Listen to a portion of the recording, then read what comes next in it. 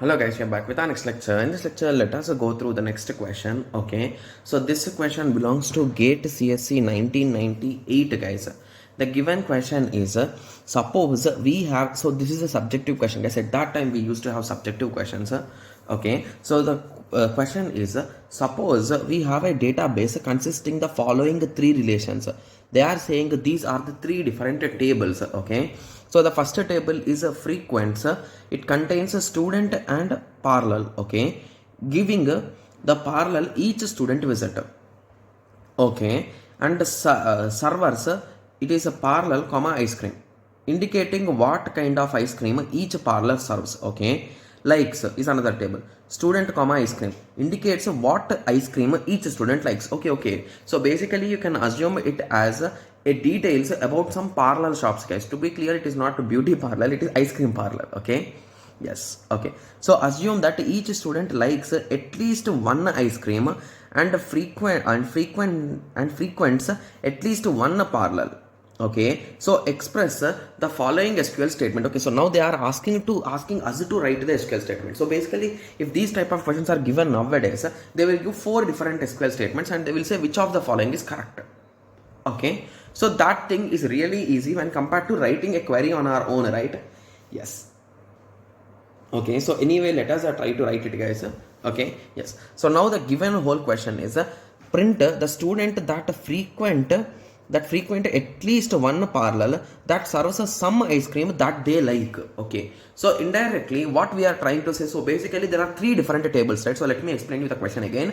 So the first table is frequents, guys. So basically in frequents what we store is, so the student name or some kind of student identity and parallel. So which parallel? So let us assume we are giving numbers for parallel. So student 1 visited parallel 1, student A visited parallel 2, student B visited parallel 3, student B visited parallel 2. So in this way the information will be stored in frequencies, guys. Like basically each user has visited which parallel. Okay, yes. And when it comes to service, so in service each parallel, so 1, 2 and 3, you will write the ice cream which they serve. So vanilla, chocolate, butterscotch. Okay, yes, in that way. And similarly the last third table, that is likes. So student A likes vanilla, student B likes chocolate, in that way. Okay, yes. So in this way the tables are there. So now the question they are asking is, print the students that frequent at least one parallel. So they need to visit at least one parallel that serves some ice cream that they like. So basically you are trying to print, so assume that there is a C student and he visited parallel 4. Okay, but parallel 4 currently does not have any ice cream, or let us assume what else ice cream flavors are there, guys? Vanilla, chocolate, butterscotch, strawberry. Assuming that, right? It's a bit funny, but strawberry. Okay, but student C likes vanilla only. Okay, so at that time he visited non-interested one, right? So he doesn't like he like vanilla, but he doesn't like strawberry. So indirectly he visited parallel 4. So indirectly his details should not come. So whoever visited their interested ice cream, so their details should come. That's what the question is, right? And what we are trying to print, we are going to print the student name. Okay, so let us take some examples, guys. So if we assume that both of the 1 and 2 are giving vanilla only. Okay, so at that time here you will get both entries you will get the output 2 times, you will get A, right? But they are saying only printing the student details. So writing 2 times A, is it any valuable information? No, right? So we can take only distinct values. So let us start writing the query. So select distinct, we can say name, right? Distinct. So we will collect names from where, guys? Okay, I think we need to perform this operation, right? Yes. So let us try to perform operation between 3 of them, guys. Okay, so in first 2, the student number is common, the parallel number is common. Okay, and in the first and the last one, the student name is common, and in between these 2, the ice cream is common. So indirectly using these 3 tables, I want to combine and form a single table, guys. Okay, so if we want to form a single table, so let us first give some nicknames, guys. So let us give this frequency F as A. Similarly, let us give B for this served. Let us give C for this likes. Okay, so to be clear, how we write in SQL is, so you will write the full name frequents A, comma, serves B, comma, likes C. Okay, so in that way you will write in SQL. Okay, so now from which table I am going to get names? I am going to get names from this frequency table, right? So it is indirectly A. So I think select a distinct A dot student. Okay, so I want to get that particular column student from this is the table names. Okay, so now I need to perform this operation, right?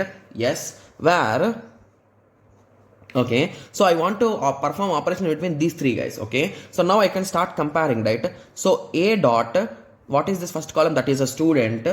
Okay, so A dot student is equals to C dot student. Okay, so student I am matching here. Similarly, parallel number and okay, and what about the second part? So A dot parallel number equal to B dot parallel number, and the last comparison between these two. So B dot ice cream number, that's nothing but ice cream, equal to C dot ice cream.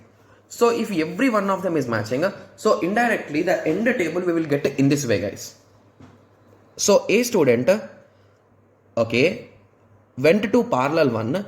In parallel 1, we are having vanilla ice cream and he likes vanilla ice cream. So in this situation, you will print the data, right? Yes. Similarly, the second part. So A went to second stop or second parallel, and in second parallel he is having vanilla and he likes vanilla. Okay, so in this way you will get the data, guys. B3, he went to parallel 3. In parallel 3 there is butterscotch, but he likes chocolate. So this thing will not be printed because he did not go to his required thing, right? So it will not match. So that's the reason why I am matching this column with this column, this column with this column, this column with this column. So we are matching everything, guys. Only when everything is matching in a proper way, only then you are going to print it. So A will be printed, but B will not be printed. Got it?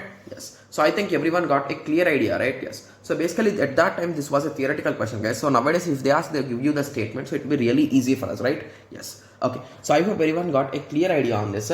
So in the next lecture, and to be clear, there could be some other way also in writing it, guys. So I wrote in this way, so some other faculty or some other student might write in a different way, so that might also be correct. Okay, yes. So when it comes to SQL, you can write a single statement in multiple ways, guys. So few students are not interested in using distinct, so they will write some subquery to eliminate this distinct. So that type of things are also possible. Okay, yes. So I hope everyone got a clear idea on this. So in the next lecture, let us continue with the next question. Okay, yes. So let us meet in the next lecture. Thank you. Thanks for watching. Like, share and subscribe for more awesome videos like this. Thank you.